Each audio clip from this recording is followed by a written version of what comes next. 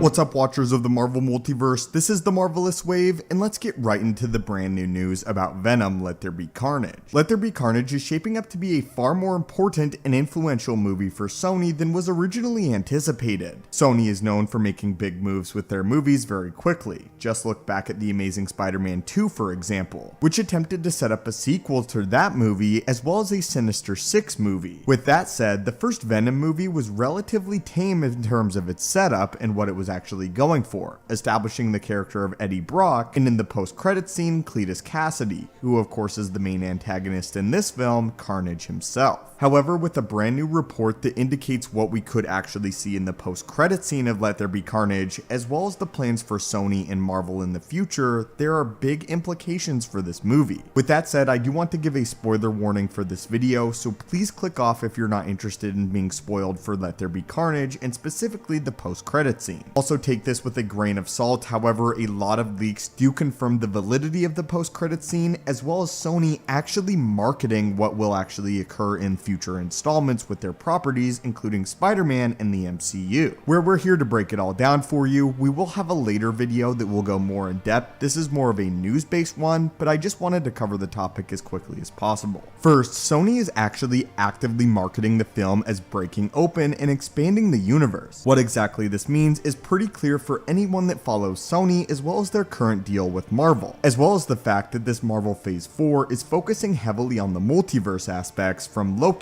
to No Way Home to obviously Multiverse of Madness. The multiverse being the perfect avenue for these Sony characters to actually make their way into the mainline MCU, similarly to what we'll be seeing with Sony and Andrew Garfield, as well as Tobey Maguire returning for No Way Home as their respective Spider-Man, as well as rumors that some of the Fox X-Men characters could actually appear in Doctor Strange Multiverse of Madness. See our video that we made several days back about the Fox X-Men potentially appearing in Multiverse of Madness and even fighting Scarlet Witch for more information. Anyway, according to the post-credit scene of Let There Be Carnage, there is actually a moment where Eddie Brock will enter into a brand new MCU universe, our known MCU universe, which is owned and controlled by Disney. This was all likely a part of the deal all the way back in 2019, when Sony decided to momentarily take back the rights of Spider-Man away from Disney Marvel, and at the time squandering hopes of a third MCU installment with Tom Holland's Spider-Man, instead expecting him to jump universes. Now though, with the multiverse breaking open, it's a very viable way for Venom as well as Spider-Man to now interact in the mainline MCU, or even potentially for Tom Holland's Spider-Man to enter into the Sony Spider-Verse. It's all very convoluted, and although it may make sense story-wise, let's make no mistake, this was all made behind the scenes between Disney and Sony in an attempt to keep Spider-Man in the Marvel Cinematic Universe and what's been established there, but also have him jump back and be involved with characters like Venom. Andy Serkis, who is the director of Let There Be Carnage, in a recent interview made it very clear that it is Sony's current plan to eventually have Spider-Man and Venom face off against one another. It's actually quite brilliant. You can keep the continuity of previous Spider-Men, that being Tobey Maguire and Andrew Garfield, and potentially even explore their stories further in future movies, such as a rumored Spider-Man 4 with Tobey Maguire, which would wrap up his story, as well as continuing to produce Venom sequels while keeping that all in the same continuity in the MCU from a certain point of view. What I mean essentially is these universes will exist parallel alongside the MCU, as was explained in Loki via the TVA and the multiverses, and we can still have those stories, but Disney Marvel can still clearly keep the separation between the Sony characters and the characters that they're currently working on. It's actually quite a brilliant idea. The biggest revelation for me personally from the Let There Be Carnage rumored post-credit scene, which we just have minor details about as stands right now, is that it will actually be Eddie Brock's Venom that will enter into the mainline MCU and not Tom Holland's Spider-Man, which will enter into the Sony Spider-Verse, which is actually a pretty big deal, as if Venom does actually appear in the MCU as a fully formed character, that does make him MCU canon, and the lines between Sony's characters and the characters that Disney Marvel are in charge of becomes very